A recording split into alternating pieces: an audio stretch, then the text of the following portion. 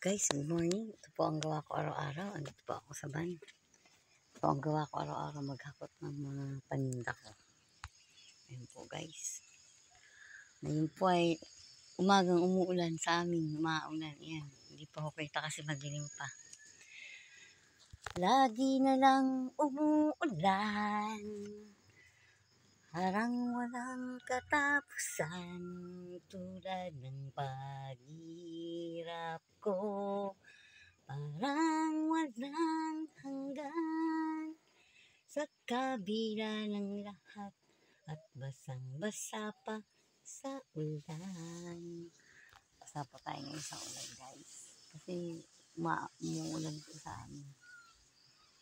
Hindi ako pinaglalabas ng paninda. Kailangan lang po talaga. Kailangan po natin lumaban sa pagsubok ng buhay. Laban lang po tayo guys. Kahit ito bagyo o ulan man ang dumaan, kailangan natin ito. Guys, kahit madilim pa ako sa amin, poste lang po ang may ilaw. Ang tindahan ko, hindi pa ako makita. Grabe, umulan na naman po talaga. Umulan na naman po guys sa amin. Ito ako sa tindahan ko. Kumakanta-kanta pa. O, diba? Liwanag yung poste namin. My goodness. Ano ko lang po yung lamisa at nabasa na. Guys, ganito po ang gawa ko dito. Araw-araw po akong ganito guys. Kasi po yung tindahan ko wala pa ho siyang bubong. Ay, wala pa akong dingding pala. Sorry. Kaya kailangan nating magpa-good vibes. Lagi tayong masaya. Laban lang po. Kailangan po natin talagang lumaban sa mundo.